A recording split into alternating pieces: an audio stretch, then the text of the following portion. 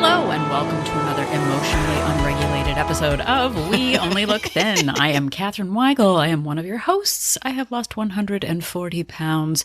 And with me today is... Donald Weigel, desperately trying to regulate my emotions as I say this. Hello! I have lost about 100 pounds, and we're here to talk about it. We sure are. And we've talked about many things.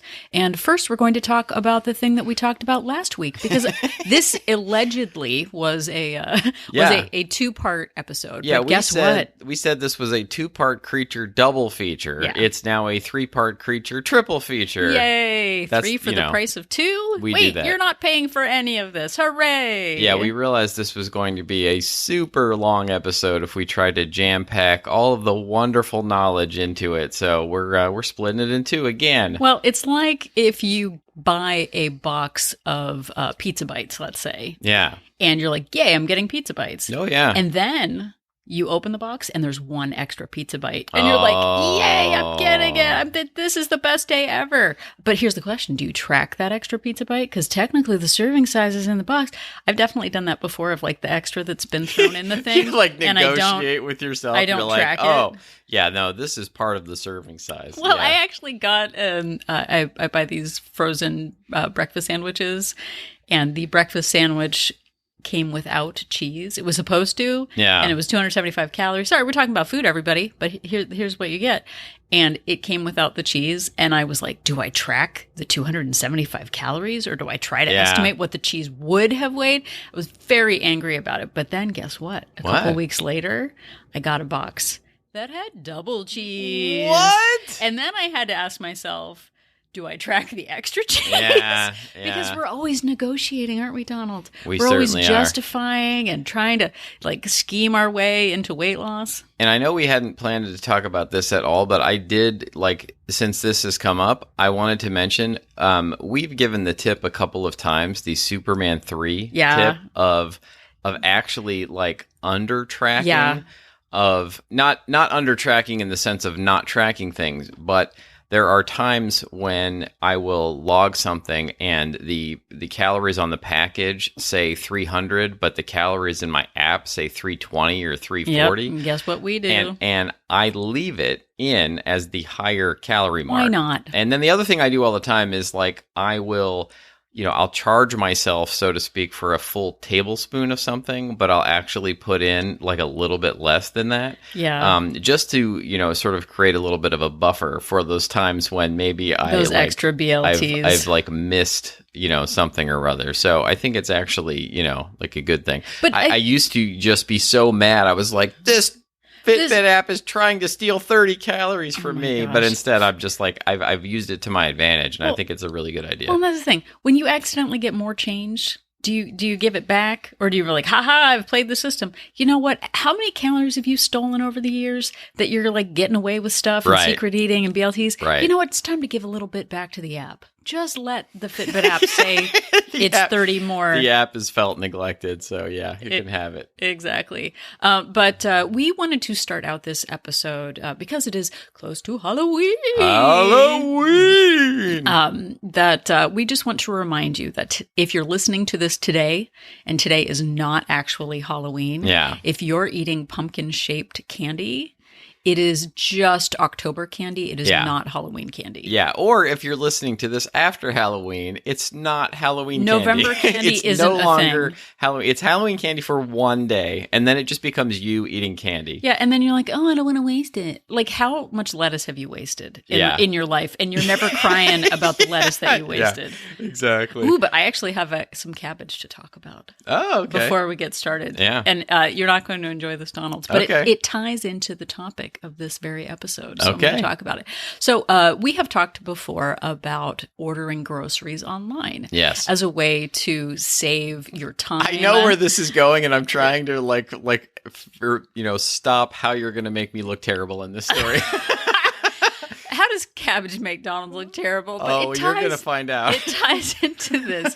So we have talked before about, you can't make more time, but you can pay other people to make time for you. Yeah. And so we have started getting grocery delivery service, which actually saves us a lot of time and grief.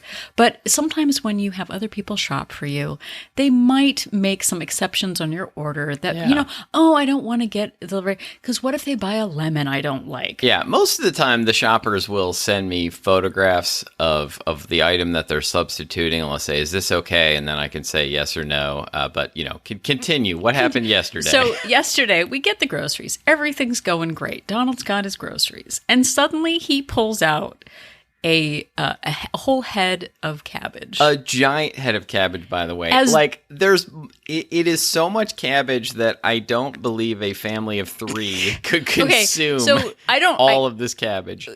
I don't remember who killed Medusa. Yeah. Do you remember who killed Medusa? Perseus. Okay, so Perseus. Imagine Donald as Perseus lifting the plastic bag head of cabbage like it was Medusa's head up, head. Yeah, to turn the Kraken into stone. Okay, to say there are many things I could see on Donald's face. Repulsion. Yeah. Confusion. Yeah. Rage might have been... I have no idea how a head of cabbage got into our order. Like, the shopper never told me that he was substituting it for something. I still can't figure out what item was that he substituted the cabbage for. Okay, but here's the thing.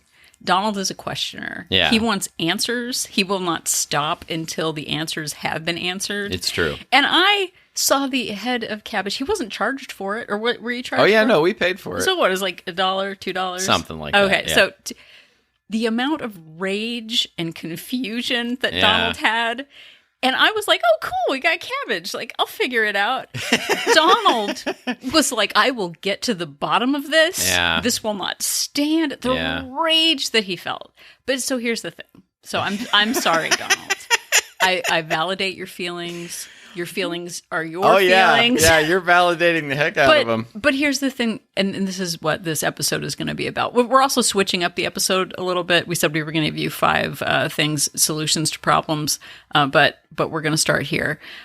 We recognize now that Donald's toddler brain might have taken over his normal human adult brain. Yeah, it's true. The amount of rage that he felt about cabbage is unmatched, really. I mean, that the passion, if only we could rise up as a people against cabbage in homes, it would be a good thing. Yeah. But this is an opportunity for us to really examine the different parts of our brain and how we can control and better understand that toddler side of our brain. I see what you've done here. You've brought this around to the topic we're going to discuss today. So really, it was good luck that we ate cabbage. I'm probably going to make some cabbage. I don't know. We'll see what happens.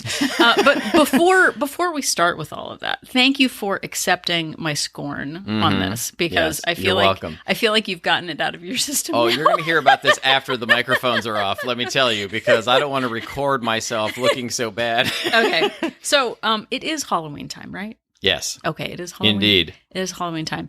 And this is where we talk about all of the spooky and ghoulish things in life. The creepy crawlies that come out at night, the bumps in the night, the things under the bed, that kind of thing, hiding in the closet.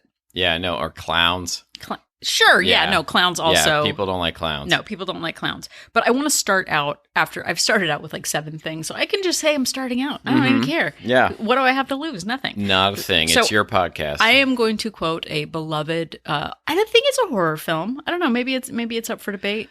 I've actually had this debate about whether this film, and in particular Jaws, is a horror film. Okay. Like, I've had this debate with people about whether, and my opinion, by the way, is if Jaws is a horror film, then I think you have to say Jurassic Park is a horror film, and I'm not sure that you can. Anyway, all right, we're going in lots of directions. Maybe this will be a 4-part episode. Maybe. Who knows? All right. Okay, so I'm going to give you a quote, and you have to guess the film. Okay. And what the monster is. Okay, got it. Okay.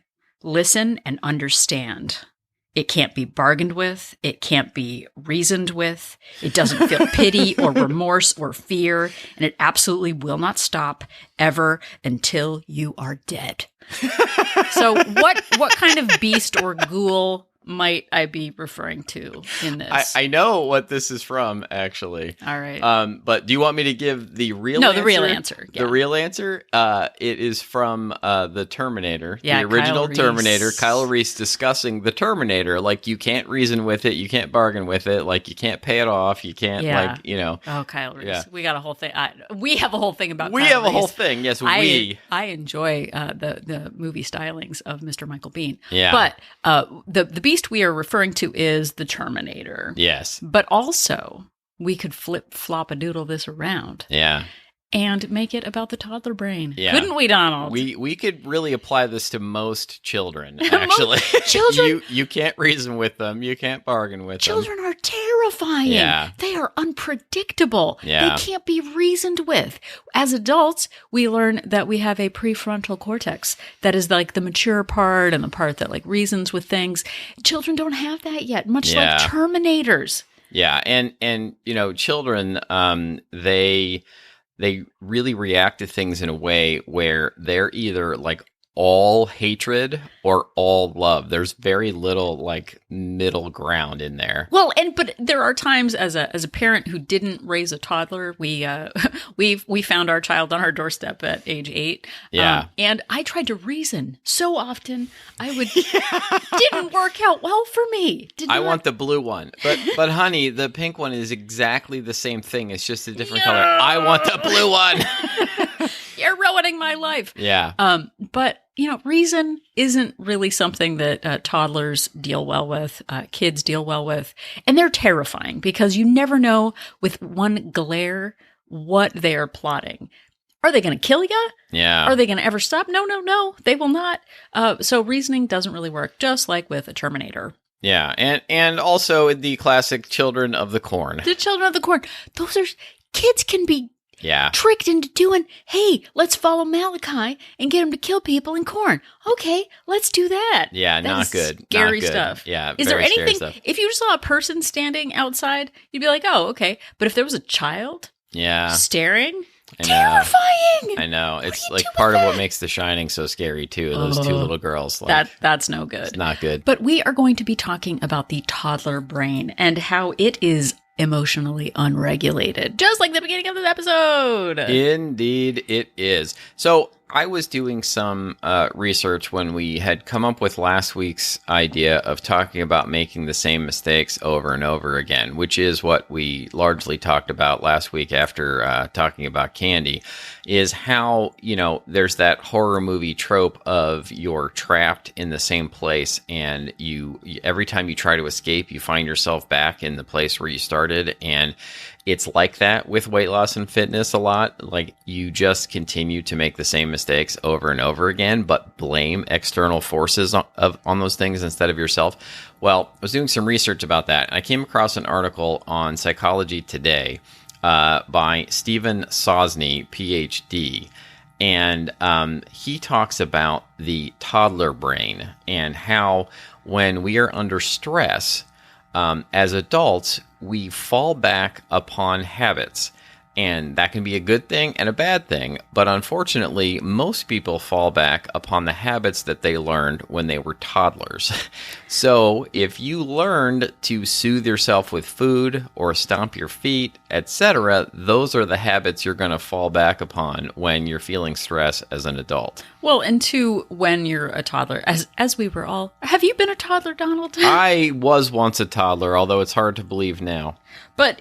The toddler brain is the one that is impulsive, it has poor judgment, it has a self-obsession, volatile, and no foresight. Like, when you're in the moment and you're stressed and you're overwhelmed as an adult, you regress to those old, in the moment feelings. You're not thinking about the future you're not thinking about the past you and the best judgment. We impulsively, if you're listening to the show, you probably have an issue with it. You return to those self-soothing behaviors of just eating about it as revenge, as justification, and as reward. And it sounds really dumb in hindsight, but when I get caught up in a particular moment, cabbage-related moment. A cabbage-related moment. There can be a feeling of like I will feel a sorrow and be like, I don't know if I will ever be okay again. And it sounds so dumb about cabbage. I also have this real problem with losing time. Oh, I can't. I really need to get to the root of it at some point. Yeah, but I can't figure out where it comes from yet. But if I miss a train or something like that, or I miss an opportunity and I just am stuck for an hour or something because of whatever I've missed, I can go down into this deep sorrow that feels like I'll never come out of it. And that's what the author is talking about. We can oftentimes fall into these deep emotional pits, and it's really hard to get out of them once we're there. Well, and I know for me, and we've talked about it before, we did an episode called Depression is My Co-Pilot, where I talk about managing depression through managing weight loss. And it wasn't until I figured out that everything passes, that all feelings pass, depression passes, elation passes, those highs and lows, everything is transitory. And once we realize, toddlers don't get that a feeling will pass. They are in the moment and they have no ability to see the future. They're not thinking about consequences. They're going on feeling over facts. And when I try to logically say, and believe me, I have my own, Donald, I'm sure, could come up with 90 different ways that I have issues too. So I've got my own cabbage, but it might take a different form. No, there's nothing. Oh, no. Okay, everybody. But that, in the moment, you're inconsolable, you're overwhelmed, you're never going to feel joy again. And I talk about that with depression. There's a dementor sucking out all of the joy in life. Yeah. And I feel like it's never going to end. And once you get to the point where you realize that there's going to be something on the other side of this feeling, that is the place where growth comes. But in the moment, we make those impulsive choices. And especially when we're tired, it's the end of the day. It's the end of the week. We've used up all of our emotional battery. And that's when the toddler comes out at night. A night toddler is terrifying. Yeah. What's scarier than that? Yeah, for sure. The author says, to tie into what you just said, that we get this way. We tap into that toddler brain the most when we are overtaxed from physical or mental exhaustion. And we've talked about this a lot in terms of making good decisions. When, I don't make my best decisions in the kitchen at 10 p.m. I don't make my best decisions just in general when I've been at work for 14 hours.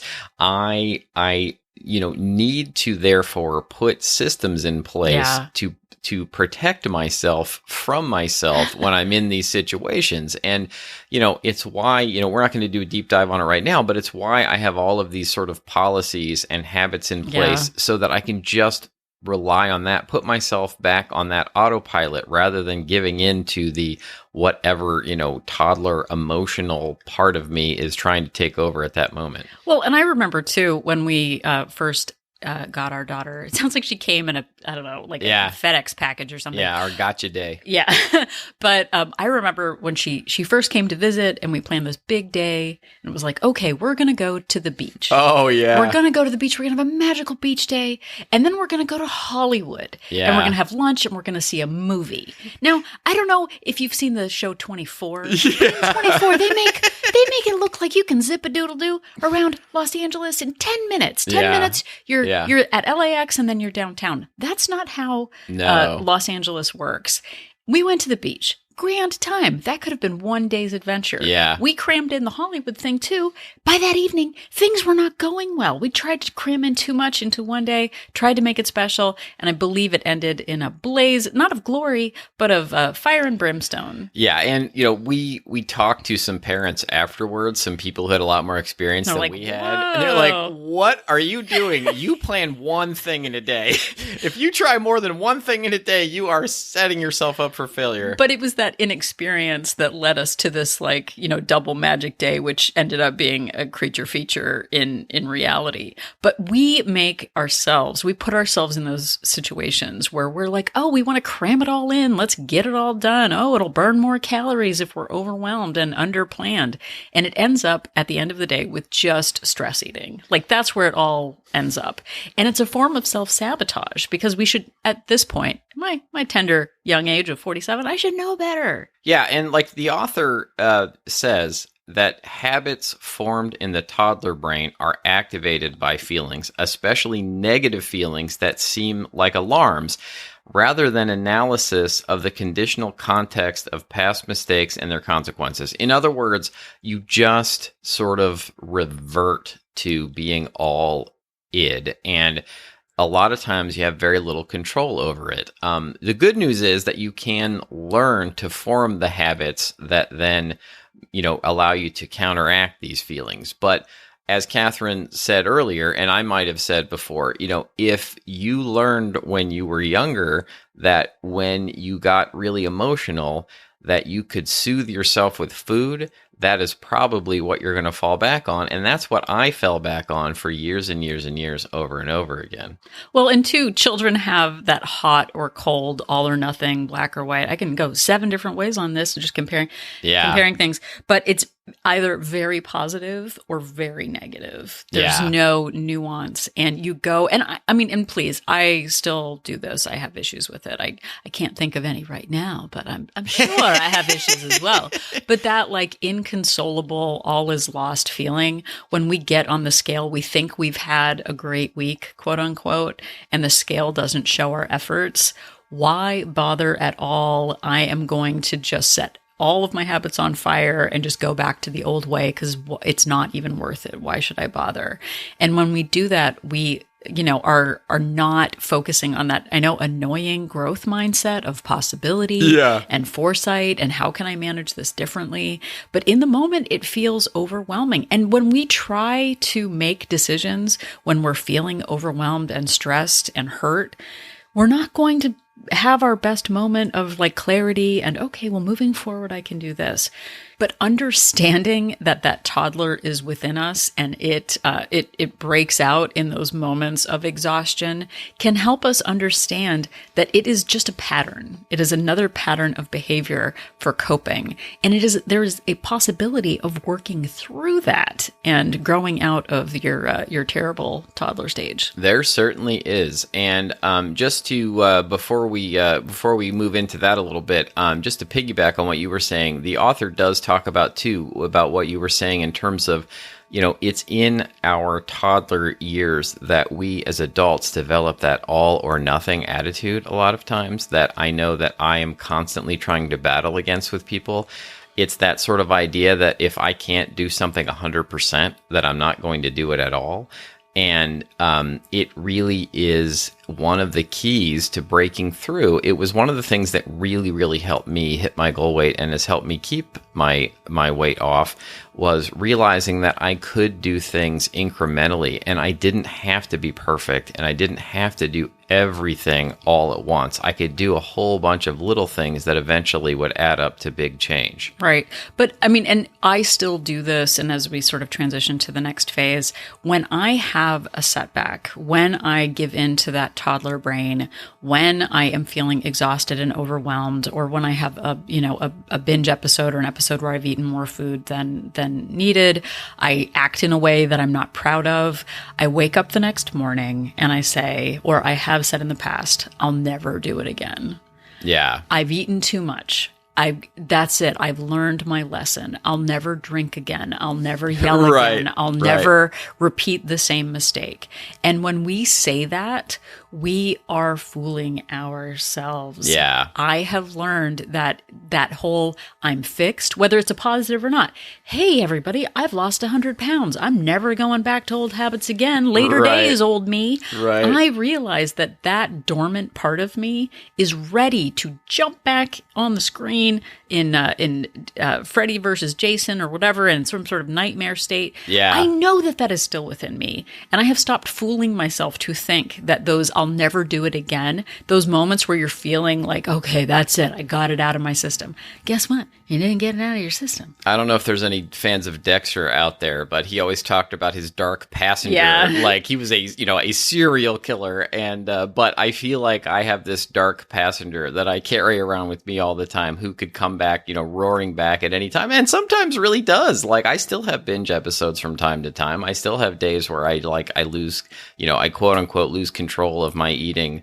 But I know that I have habits in place now that I can fall back upon to get right back on track. Whereas in the past, I would have just caved in to my dark passenger and enjoyed that ride until I felt, shame and realized that I had dug myself into a deeper hole and was trying to climb back out of it again. Well, and I think too, when we say we'll never do something again and then we do, we see it as proof that we're broken. Yeah. Instead of seeing it on a continuum of well, of course I did that again because I've had that habit rooted for decades. So as we go sort of onto this last part of the podcast, is that what it's called? It is.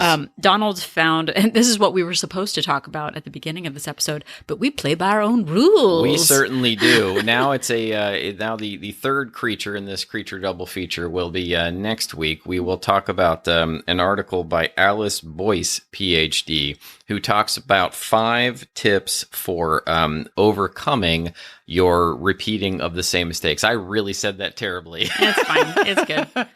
But we wanted to leave you off with her first suggestion, which is kind of the big one. And I think it is a great point to punctuate it on, not only for the brevity of the episode, but also because I think it's maybe really the main difference that I have made in my weight loss journey venture this last time. So we sort of said it before, but her first suggestion is vowing to never make a particular mistake again is the wrong approach. When we make have you ever seen a kid? I promise I'll never do it again. I'll promise I'll do my homework if you give me this. Promises. Indeed. That's just a way to just put off the inevitable of repeating a behavior. Saying that you're never going to do something again isn't a plan to never do something again. Yeah. And, the author Alice says, it is Dr. Alice. Exactly. Dr. Alice. Sorry. It is often best to assume that you will make the same mistakes again, because when you do this, then you can work on developing practical strategies to limit the damage of your mistakes, or to really avoid doing them as often.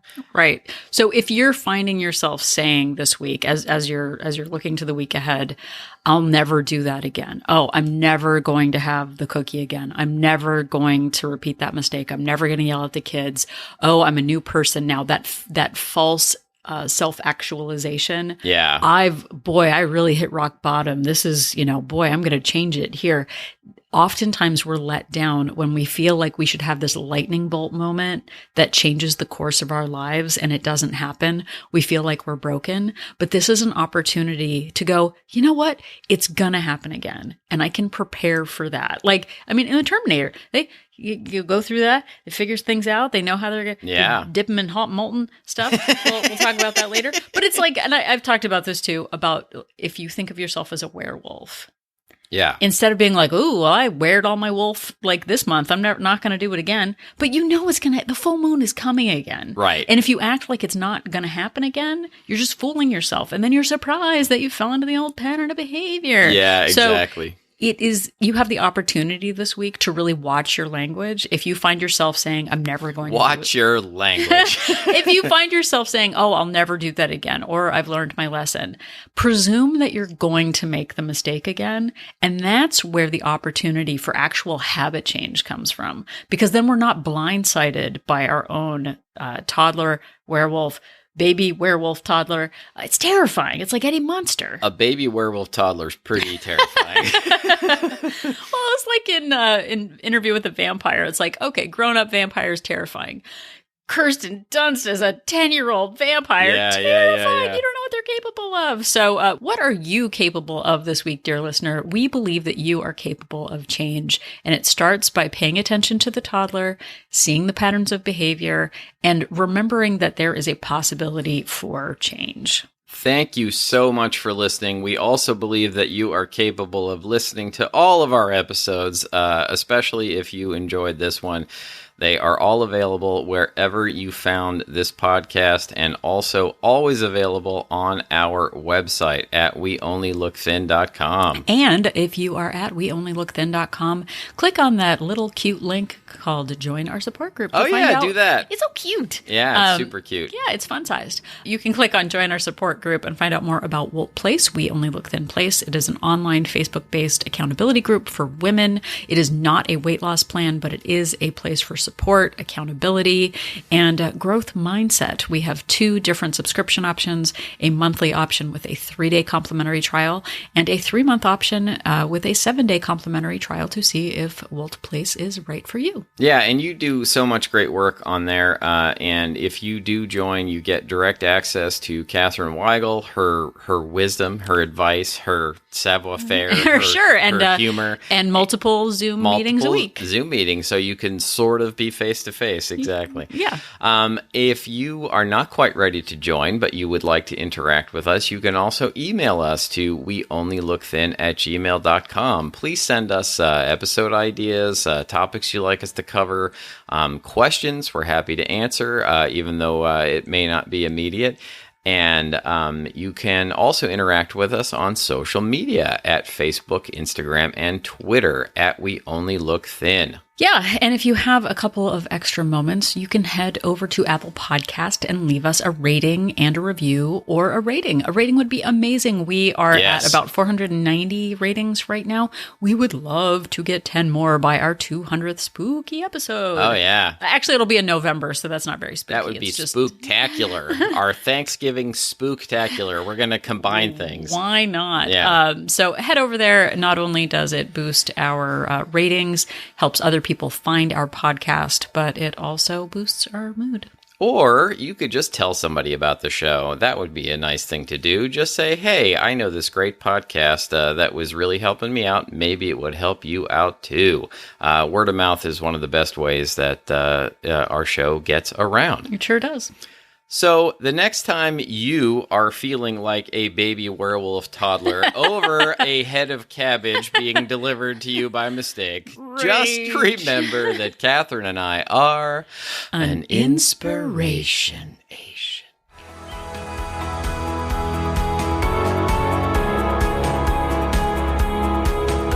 The information that you hear on this podcast is for informational purposes only. The hosts are not medical professionals. You should always consult with your doctor, nurse, or other certified health professional before beginning any diet or fitness program.